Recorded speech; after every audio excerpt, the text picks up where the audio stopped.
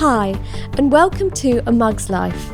In this podcast, guests bring up to 5 mugs and we chat through each one, the stories they hold, and what makes each mug so special.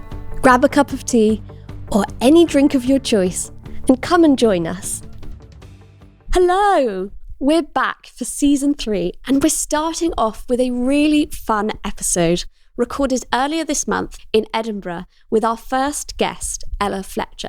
Ella is a ceramicist who runs her own business, FLETCHER Designs, and is based just outside of Edinburgh, nestled in the countryside. The way she uses vibrant and bright colours to bring joy to the everyday is so wonderful, and each of her pieces are amazing. We chat about how Scotland inspires her work, alongside her collaborations with local Scottish businesses. She also has an exciting new contract with the National Trust of Scotland this year. We talk about the importance of mug handles, as well as why the colour of the inside of your mug is so key. I really hope you enjoy this episode.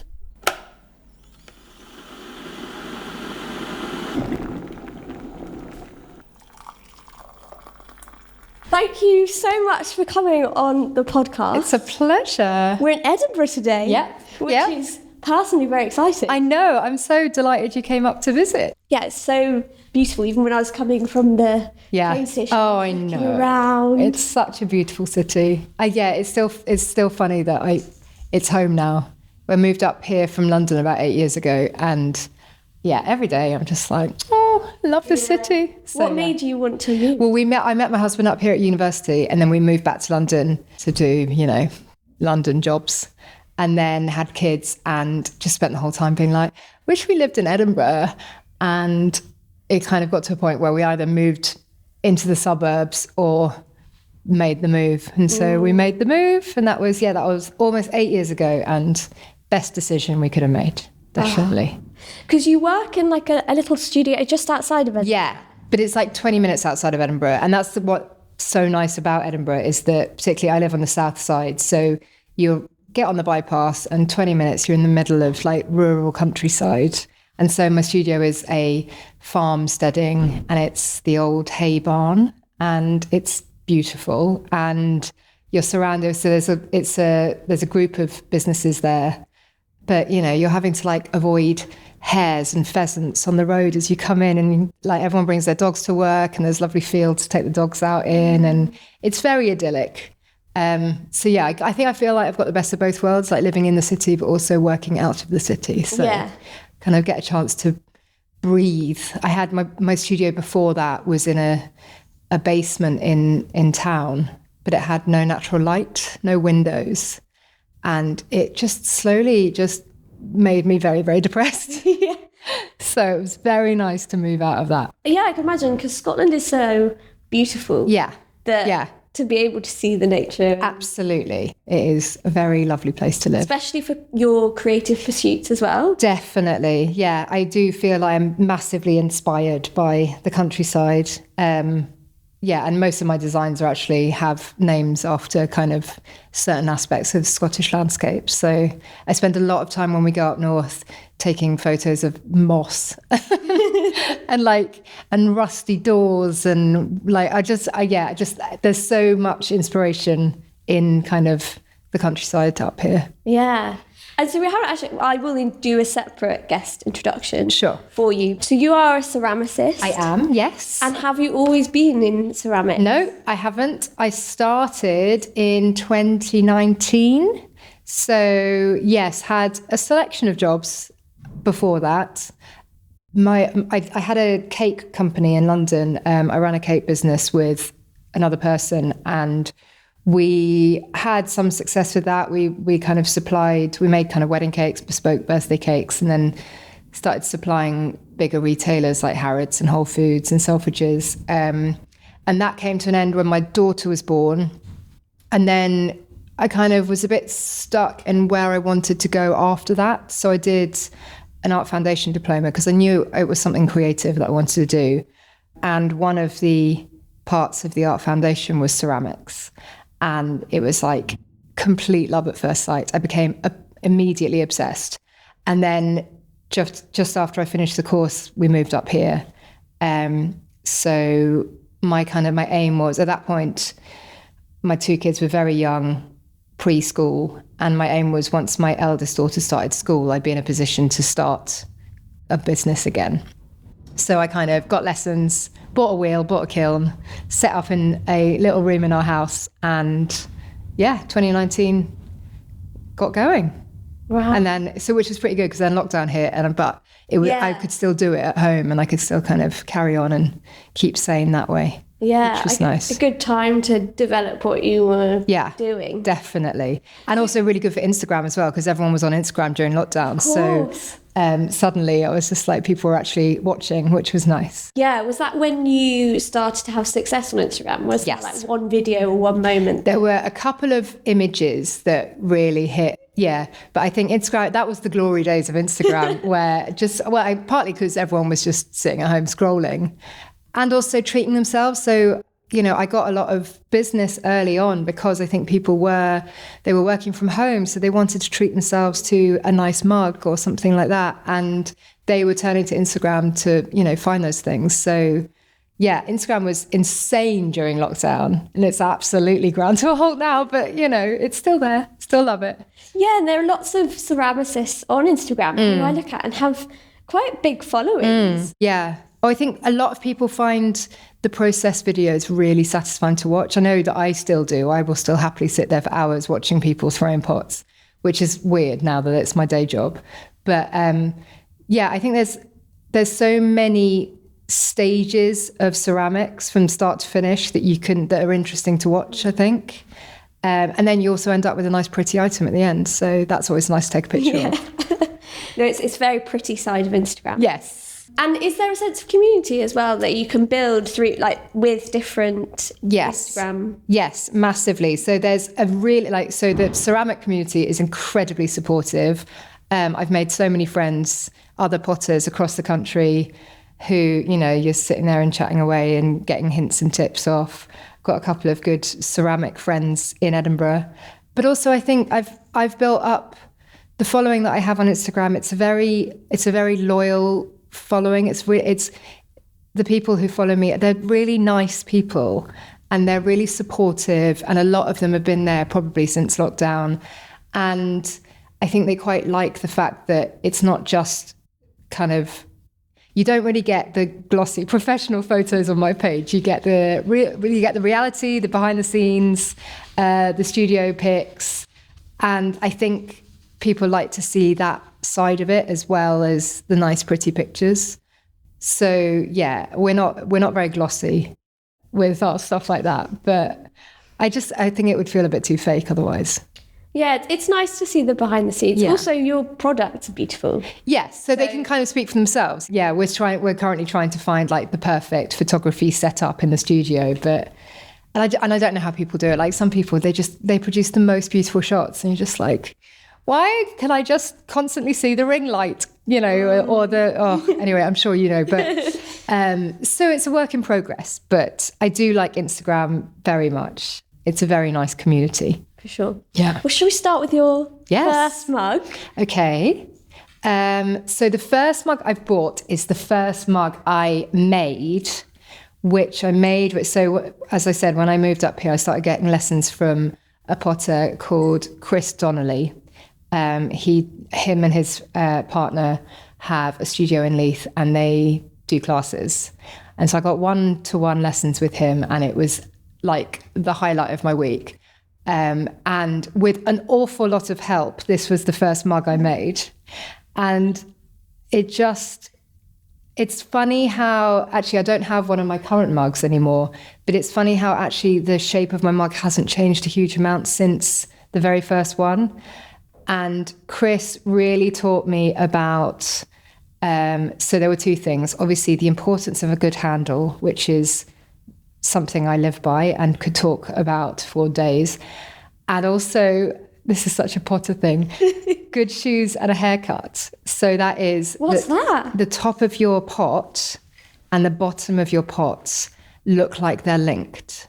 So again, I haven't really got good examples. This is such a good mug lesson for us all. So basically, you want to make sure that however you finish it at the top, is reflected in the bottom as well. So the bottom of a mug can often be forgotten about, or the bottom of any pot can be forgotten about.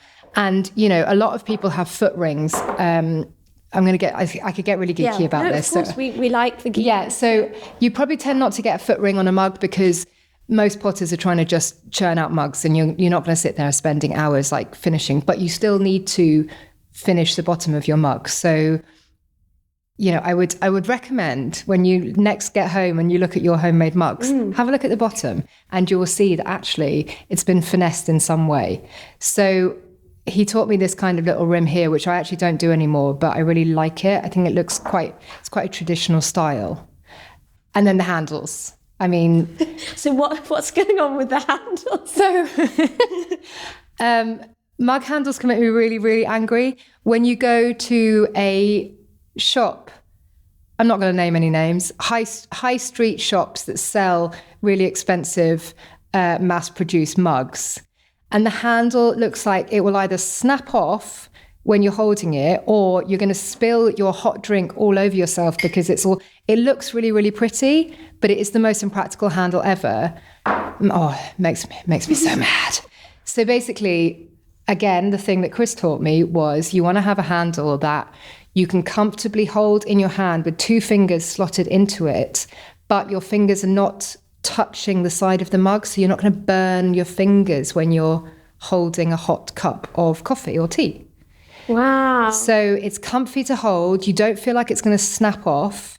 You feel, especially when it's full and it's hot, and you're not burning your fingers. That's so clever. I never thought about not touching the mug. But again, try it at home and you will notice that probably your favourite mugs are because it's a comfortable handle. So there you go. Everyone's got to go and do that now. Exactly. And could you describe what this mug looks like for the listeners? So this mug looks like it is it's a squat, I would call it, kind of tapered out. It is blue, and I was playing with wax resist, which is basically when you put wax onto the body of the mug and then you put the glaze on top, and so the glaze doesn't stick to the wax and the wax burns off in the kiln, and then you're left with whatever design. So I've got polka dots all over it, and it is pink inside, which again, quite controversial, because turns out an awful lot of people do not like an inside colour in their mug because it makes their tea a funny colour. So when I started off, I played around with putting different colours inside mugs, and no one bought them because they were like, but it makes my tea look funny. So it's only white on the inside of the mug. So you've got to leave the mugs white on the inside? I always leave the mugs white on the inside because a lot of people will not buy it otherwise. That's so interesting. I would never have thought that. I know, and actually it doesn't bother me at all, but a lot of people do. And I get it because you have to measure your tea strength on the colour of it. Yes. And if it's like bright yellow on the inside or something, maybe that will affect it. But... Do you know what? That gives me a good segue to ask. What is your ideal way of brewing a cup of tea? How do you have it? We want all the details. Okay. How much milk, how long you're steeping it. Oh my God. Any sugar, favourite type. Right. And brand. So I like tea. I'm not a massive tea drinker, but I do like tea, and I have obviously a certain way. So it is, don't care about the brand, bags, basic, builder's tea, steeped for 3 or something minutes until it's a certain dark brown, and then a splash of milk, no sugar. If it's too milky, it immediately goes down the sink. And my slight issue is that I actually prefer, I drink oat milk with my coffee, but I can't have oat milk in my tea because the colour is wrong and it doesn't taste right. So I do have cow milk in my tea, but I can't have too much because if I can taste the cow milk, it gives me the ick. Don't really like the taste of milk. So tricky. And if I'm feeling like I really need a comforting tea, I would maybe put a sugar in it, but only if something awful's happened. Yes. And it's more likely I'd probably go for a glass of wine instead. Fair enough. In a mug, obviously. Of course. That's really interesting because some people, not that we judge here, even though what I'm about to say does maybe judge some people. Yes. Is that they say they put the tea bag in for a second and then they take it out. No, that's insane. That's absolutely insane. It's done nothing. No, it's done nothing. It's just like, it's like waving it across the, no, I know. Yeah, people are weird with tea. Yeah, I mean, this is obviously this podcast about the weird rituals. So absolutely. And, absolutely. And tea is very, very important. And I get it. I completely understand it. But, and I think it's a lot of pressure to make a cup of tea for somebody else, particularly if you don't know their ritual. So, and what I will say is I have no time for people who put milk in first, because what the hell are you doing? How on earth are you going to figure out the right amount of milk? That's insane. Yes, agreed. Okay, good. Also, I completely agree on the oat milk point, because I really like oat milk in coffee, but I don't like it in tea, and I don't love cow's milk. So soy is like a little bit more similar. Oh, okay. But I've had that thought myself. Yeah. It alters the taste a little bit too much. It does. I think that's right. And the colour is never right, which then affects how it tastes. Yeah. It's a weird one. And oat milk has its own, who knows? Who knows? But I think a little bit of semi-skimmed milk, ideally, just a splash. Yeah. I really enjoy these tea chemistry conversations. So this is a question that we're going to bring into season 3 throughout. Wonderful. I think it's a very perfect brew. Yeah, it's very, very important. Also, everyone's coffee though as well. Everyone's favourite coffee. How do you have your coffee? So, I mean, if I were to go into a cafe, it would be an oat flat white. But the problem I have with that is they're quite small. There is a coffee shop in Edinburgh that does a large oat flat white, which is basically like the size of a latte, like a Starbucks latte or something, which feels a little bit indulgent, but sometimes is required. But it is like 4 coffees in one. So you have to really be prepared. Otherwise at home, I mean, we have an espresso machine and it's fine. I'd love to have a proper grown-up coffee machine, but I don't feel grown up enough to have that yet, so. Yeah, they always look good on Instagram. They do. Sage ones. Yes. I see. Yes, I know. My next door neighbours at work are a coffee company. They grind coffee, so the smell comes through the studio and it's lovely. So I always feel quite bad that I'm using an espresso pods when they have beautifully roasted coffee next door. You should be like, maybe we could do an exchange. I know, we do quite a lot of that, yeah. Get the good coffee. Yeah, exactly. Shall we go on to your second mug? Yes. So to tie in with the first mug I ever made, this mug is the first mug I ever made by myself. So once I had set up my little home studio, I was still at a stage where it was very early, because the thing about wheel throwing ceramics is it's all about practice. You can't just sit down and make things. It takes hours and hours and hours of practice. So the first trillion pots you make are going to be wonky, whatever happens. So I would kind of like and handles scared me. So I decided just to start off my business making plant pots, because they were just cylinders basically. So did that, got more used to it, and then I thought, right, it's time for handles, and that's where mugs came.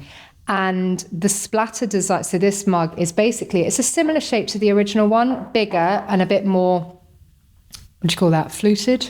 Yes. But it's got the splatter design. So this is the first splatter design the first splatter design I did was actually when I did my art foundation diploma. The project that we had to do was nesting bowls. So I made a little dish with 3 bowls that nested in the dish, and they were white with a blue splatter. So the blue splatter has been a constant from the very beginning all the way through. And I now do a range called Sweet Pea, which is my splatter, which has pink, green and blue splatter. So this is probably the very original Sweet Pea design, and it looks completely different to how it does now. But this mug, I remember being so proud of this mug. And now I'm like, the handle is awful and it's just all, but I love it. And it's the one I reach for probably most in the cupboard, interestingly. of all the mugs that I own. So there's something about this mug that is very good. It's the original. It's the OG. And also, I say that the handle doesn't look very nice, but it works very well. See, I think the handle looks great, but... A bit wonky.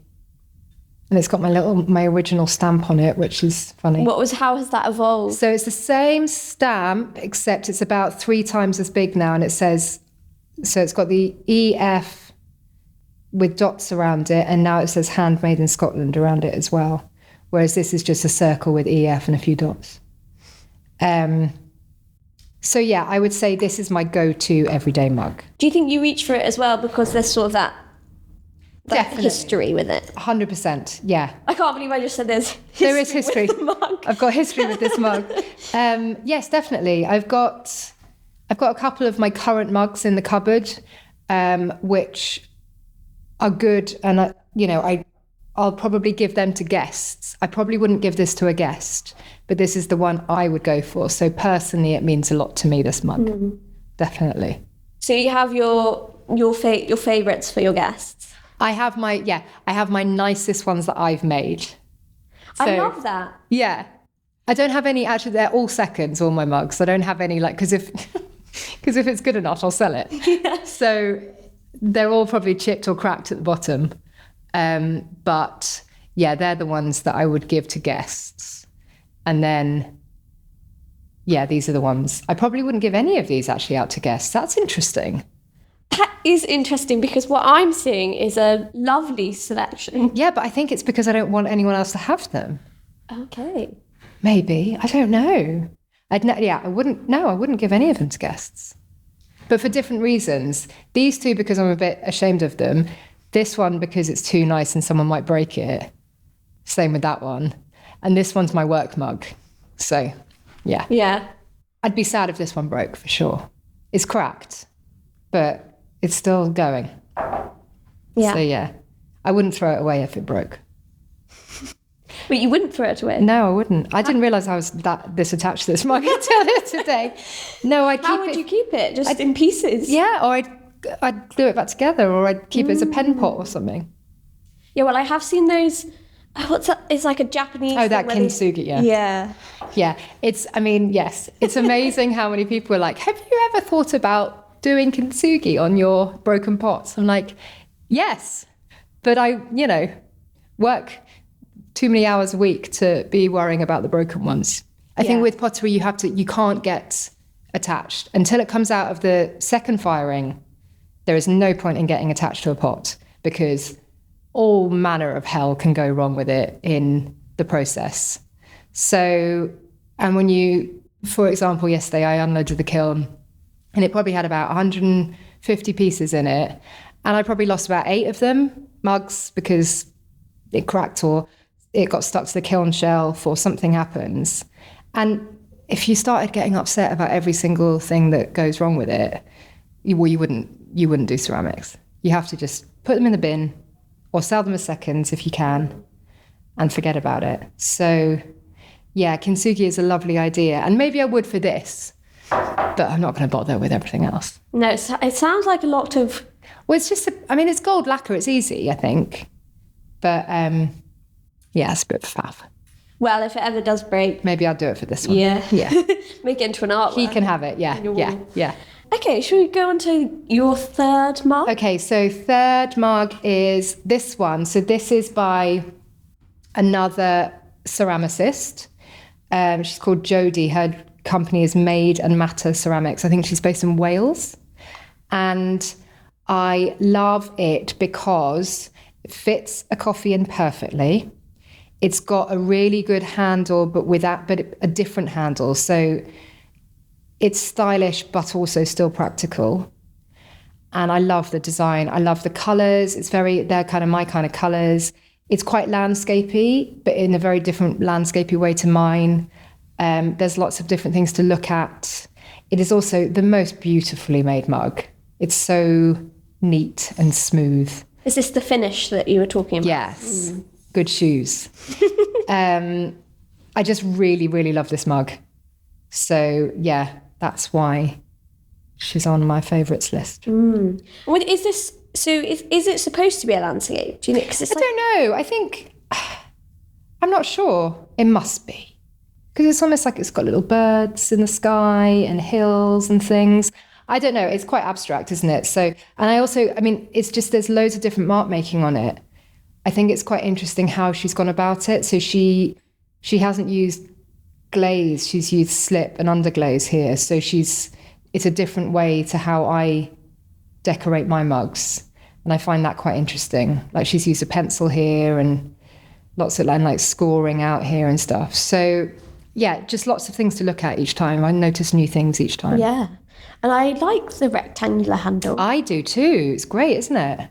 I'm very paying attention to all the handles now. I've talked about them. Yeah, you will never forget.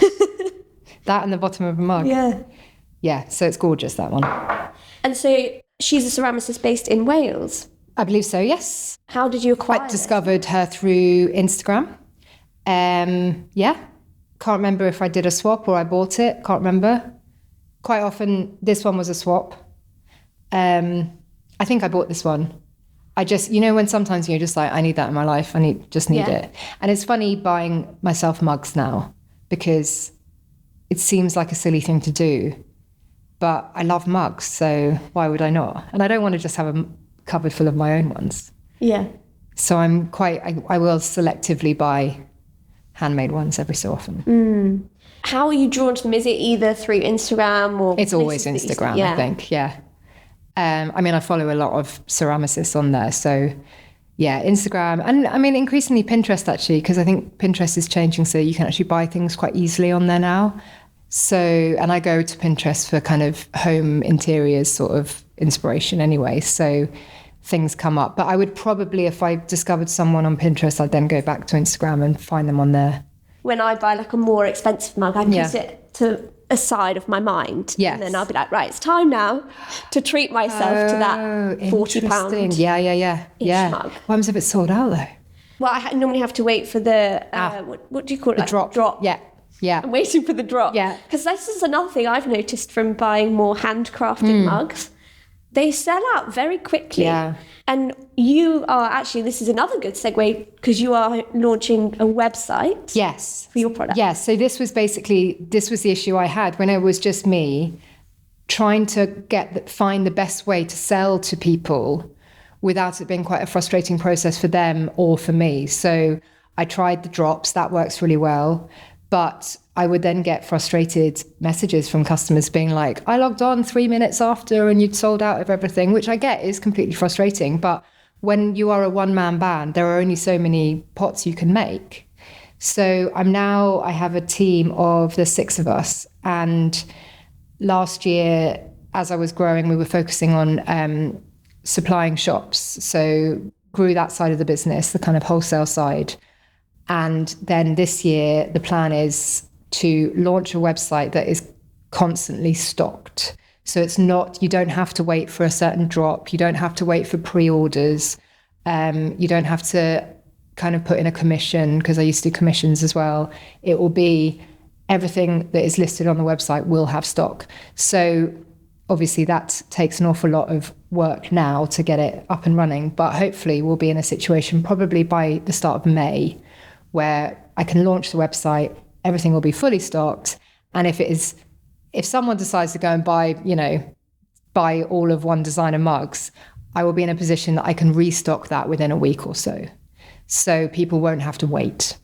So I'm really excited about that, because it's kind of been the constant bugbear for me, and I think a lot of my customers who are constantly messaging me being like, I really want to buy this mug, where can I get it? And I'm a bit like, I don't know at the moment, really sorry.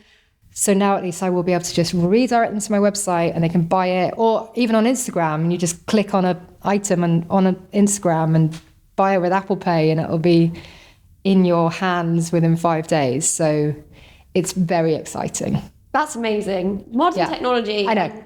But also the work. You're saying it's thousands of mugs to get ready. Of pieces, yeah. It really is. But I've got the team now, and we're working hard to get it up and running, and it'll be interesting to see what thing, obviously, because we won't have to have hundreds of pieces of everything. There are going to be certain items, such as mugs, that will be most popular.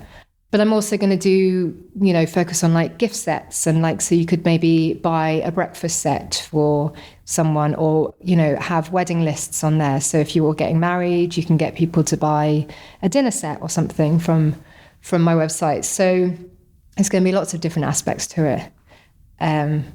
So yeah, we'll see how it goes. Yeah.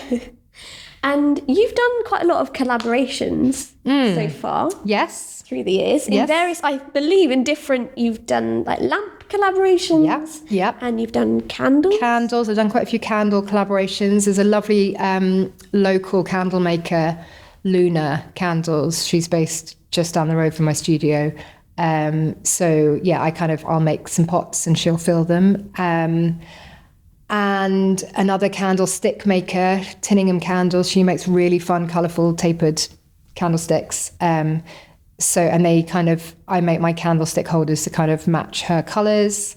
So that's quite a nice one. Yeah, lamp bases. I make lamp bases, and I've been working with an East Lothian artist, Amanda Wells, who makes the most beautiful lampshades. What else? There's been a few things along the way. It's really fun. It just keeps things interesting. I'm not very good at sticking to a routine. I get bored quite easily. So it's really nice to have kind of new injections and other people's kind of influences in there. And it's also a really good way of getting your name out there as well, because obviously that's a different group of customers who might discover you. So yeah, it's fun. And I love, it's another kind of element of that local business, Scottish local businesses supporting each other, particularly female owned. People are up for doing this sort of thing. So why not? Yeah, it's great. And you did a charity collaboration as well. Yes, I did. There's an amazing charity called It's Good to Give, who support families whose young people have been affected by cancer. And I've been making mugs for them with their logo on it. And for every mug that gets sold, a mug goes to a family who are affected, which is just a nice little kind of happy gift, I guess. It's just a nice thing to do, I think, and it's a lovely charity and another Edinburgh-based one. So yeah, because on your website you talked about I think it's something like a little bit of joy in every piece. Yes, bringing the joy to the everyday. Yeah. That's it, exactly. And I think that's why mugs are such a focal point for my business, because they are so personal, and it is the sort of thing that you're just waking up in the morning and you open up your mug cupboard and it's something you can pull out, and it will either remind you of something or remind you of someone who bought it for you, or it's colourful and happy and it just brings that little bit of joy and it makes your first cup of tea taste a bit better. So there's I just don't think life's too short for boring mugs and plain ceramics. No offence to people who make plain ceramics. Yeah, absolutely. Yeah. Shall we go on to your fourth mug? Yes, so speaking of things that remind you of places and people, this mug I bought in Greece last summer. And actually, I don't often use this mug because it's too small for my coffee. My husband uses this mug because it's perfect for his coffee. But we did this amazing holiday last summer where we spent 4 weeks traveling around Greek islands, me and my husband and the kids, and it was magical, and it still makes me sad thinking about it because I want to be back in Greece. But I bought this mug on a little island, Ithaca, from the maker, and I think it's just so pretty, and I love the gold on it, and it just makes me think. It takes me back to that holiday, and that I think we'd gone out for dinner, and then we were kind of wandering around, and this gallery was open, and we went in, and I was just like, yeah, I'm buying that. And I managed to get it all the way back from Greece, and it didn't break. So, did you have any bubble wrap? No. I just kind of packed it around all my pants. I think I bought quite a lot of ceramics actually while I was away, and it all survived. So yes, that's why this one's come along with me. And has it got little leaves? Yeah, they're leaves, little kind of painted leaves, and then the gold luster, just to kind of give it a little bit of sparkle. Yeah, and I really like the stitch detailing. Yeah, it's gorgeous, isn't it? And again, a different kind of handle, but again, safe, and look, not touching the side. I'm learning all the time. Yeah. So what trip did you do? Which islands did you go to? We went to, now you're asking. Paxos, Kefalonia, Lefkada, Ithaca, Zante, and then we got the ferry over to Italy, and we had a week in Puglia at the end. Oh my goodness. And it was amazing. It was so amazing. And yeah, I'm very sad. What were your favourite parts of it? Every single aspect of it. I genuinely couldn't. I think the kids are at a really good age. My kids are now 11 and 9, which is a good age to go away with, because they're not, they sleep and they're not too fussy about food, and they're actually quite fun to hang out with, and you can kind of play games with them, but also you don't have to entertain them the whole time, and they can swim, so you don't have to be in the sea or the pool with them the whole time. They're just they're quite fun to hang out with these days. And I think that will change as they become older. So I think we might be in that kind of magical time where they want to hang out with us, we want to hang out with them. And then my daughter's going to hit 13 and hate us forever. So I think we kind of nailed it on the timing. And it was 4 weeks. My husband got a sabbatical. And because it was 4 weeks, we both, worked super hard up until the end, and then properly switched off, like deleted emails off your phone, and like really did not think about work for a few weeks. And it just, because I think, with a week's holiday, which is always lovely, you never quite switch off, particularly if it's your own business, I think. But for those 4 weeks, I couldn't be thinking about work because there was nothing I could do about it from Greece. So it was nice to kind of just have a complete break. Yeah. Have you got a nice summer holiday to look forward to? Not Greece. Not currently, no. I mean, I think we're going to go to Germany with some friends, which will be lovely. But it's not 4 weeks in Greece. Do you find it hard to switch off as a small business owner? Yes. I don't think aside from unless you're taking a month away, I can't really think of a time where you can properly switch off. And it's really hard to keep that work-life balance as well. It's really hard not to just be like, oh, I must just work this weekend. And my daughter's quite good at keeping me right on that and being like, you can't work today. I was like, okay. So, and I am this kind of, my New Year's resolution this year was to be a bit better with that, because the end of last year we were so busy. I was working every day of the week, and the whole point of running my own business was to be able to work it around my family, and it was very much not working out that way. So I do have to check myself every so often, make sure that I do actually see my children at some point. Do you have a top tip? What's your top tip? Don't run your own business. I don't know. I think, what would your daughter say? I think there's that feeling that you have to be at work the whole time, or you must, or I'll just do this, or I'll just do that, or I'll bring my laptop home so I can do this. I think you've got to realise that life will go on. And at the end of the day, I mean, it's only pots, isn't it? It's not like I'm curing cancer or something. It's just, So I think it's reminding yourself of that every so often, being like, you can take a day, you can take Saturday off. Calm down. You're not that important. It's hard though, like you say, I imagine, with a small business. Yeah. Because this sort of infinite, exactly. And also the annoying thing with kilns is they take a long time to fire. So my new kiln, because it's so beautifully insulated, it takes about 3 days to cool down. So from start to finish, because it takes so long to cool down, which means that if you're trying to get things out through the kiln and out the door, it does mean that there are going to be, Friday nights or Saturday afternoons you have to pop back to work and unload the kiln and reload the kiln. But, that's fine. That's not long. I have a weird question, but that is, the kiln is operating at very high temperatures. Yes. So should there always be someone there when it's on? I mean, probably the official line is yes, but no, I think they are... Well, they're electric, and if anything's going to go wrong with these kilns, they'll just shut off. So there's no kind of touch every bit of wood. There's no fire issue there. I mean, as I have learnt with kilns, the minute that they're a bit like, oh, something's not right, they just switch off. That's good.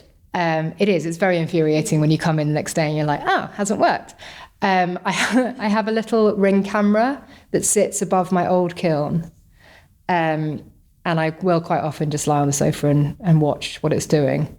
Just the temperature going up or the temperature going down. And then my new kiln it's got an app and everything. So it can tell me what temperature it's at and stuff. It's very cool. So yeah, if there were like naked flames and stuff, then yeah, you shouldn't be leaving it alone. Yeah. But these ones are okay. I think that's how I imagine. Yeah. There's no gas. There's no naked flames. It's just electric. It's just elements. All good. Yeah. Shall we go on to your final mug? Yes. So save the best for last. This one is a Laura Grainger mug, and she's based in Bristol, and she makes brilliant mugs and brilliant art. And I bought her Fuck the Tories mug because I love it. And I keep it at work. I don't know why I keep it at work, but it is my work mug. No one else uses it at work, just me. And it gets an awful lot of support when I post it on Instagram, particularly during the last election. So I feel like I'm just doing my little bit for the world when I just mention this little mug here. I also got my dad one as well. He likes it. Oh, you should have it together. Yes. Enjoy your mug. Yeah, exactly. At the same time. Yeah. And I mean, again, aside from the extremely good message, another great handle, another great bottom. Yeah. Very well made mug. Really good size as well. Gets a really good coffee or tea in that. I like how the lettering sticks out right in your face. Yeah, there's no messing with that message. Yeah. You can also see it's covered in clay because I have it at work. Do you and your team have your own mugs in the studio? No, actually. That's interesting. So I have that one, and then there's just a load of mugs, a load of kind of my mugs that are seconds and things. I need to ask them if they've all got one that they will choose specifically. And yeah, maybe we should all have our own mug. That's a good idea. Maybe that will be our next kind of team building thing, make our own mugs. Well, yeah, you could make them. Yeah. That would be really cool. Yeah. Yeah, everyone has their own work mug. Yeah. That's a good idea. Well, that has been a really enjoyable ride. Good. I've really enjoyed all the beautiful mugs. Each one is obviously, probably as a ceramicist, they're very individual, unique, handcrafted. Yes. Wouldn't be able to buy any of those in John Lewis, that's for sure. No. The Greek one is also really interesting because it's probably slightly different, but I love that one. Yes, me too. I know, it's just, a happy mug, that. Yeah. No, well, I'm glad you like them. I do. Well, we enter our, what I call quickfire favourites round. Okay, cool. It's in development for this season, so you are the first person to test it in its Brilliant. Okay. Full format. Okay. This started off before, I'd always ask, like, favourite tea, favourite coffee. I think you've already answered favourite tea, favourite coffee, but I've expanded the list, and I'm now going to try and remember the list that is in my notebook. Okay. So it might not go that well. Okay. Okay. But the first thing is, do you have a favourite or recent favourite book? Oh my God. Okay, so the one that just sprang to mind was The Bee Sting. I loved that book last year. I listen to a lot of audiobooks while I'm at the wheel, so I get through a lot. I get through an awful lot of absolute shit stuff, mainly because this is not quickfire at all. No, I actually realised, should I call it quickfire? Because it's actually, I do want to hear the answer in detail, so don't worry. Mainly because, I'm quite tight. So on Audible, you basically want to get your money's worth. So I basically will only listen to books that are a minimum of like 15 hours. So it ends up being quite a lot of like Stephen King and stuff, which is actually really good to listen to whilst throwing pots. But The Bee Sting I listened to last year and I loved it. Yes, I also read that book. Yeah. And for a lot of it, I was like, it's a 3.5-star book. And then you get to, no spoilers, the end. Yeah. Phenomenal. Loved it. Yeah. Really, and that one stayed with me, so it must be, means it's good. Yeah. Completely agree. Good. Okay, favourite TV show? Can be recent. Okay. It's hard to think all time. Actually, highlight again of last year was the one that Eddie Redmayne was in. What was that called? Day of the Jackal. Day of the Jackal. Thought that was amazing. And then actually we were discussing earlier hacks. I am loving hacks at the moment. And there was something else recently that I loved. What was that? What I hated was Day Zero. It's on Netflix. It's got Robert De Niro in it. Yeah, I heard of it. God, it had such promise. And it was the biggest pile of nonsense ever. So don't bother with that. It's always a shame. I know. Hacks is nice because I too like quite crime, spy, thriller. Yes. We'll have to talk about this at length. Yes. Separately. Yes. But Hacks, I hadn't watched a comedy sitcom in a while. No, it's brilliant though. I don't know. I love their relationship. It's just, it's just feel good telly, isn't it really? Yeah, I'd recommend that as well. Oh, sorry. I do remember it. Big Boys. Okay. Oh my God. It was the last series and I can't remember crying at something more than I have at that. It's so funny and so wonderful and so devastating, and I couldn't recommend that more. I haven't watched that myself, so definitely watch that. Okay, favourite type of music? You can name an artist or a piece of music. Okay, I'm going to go Self-Esteem as current fave. I love her. She's amazing. I'm listening to an awful lot of my daughter's music at the moment. So that's a lot of Olivia Rodriguez and Gracie Adams as well, who I love. So yeah, lots of kind of, obviously Taylor Swift. So yeah, lots of kind of girl pop going on in our household at the moment, which I'm here for. So that's fine. Love it. Yeah. Talked a little bit about favourite holiday destination. Could be somewhere you've been or could be somewhere you want to go. I mean, it'll be Greece immediately.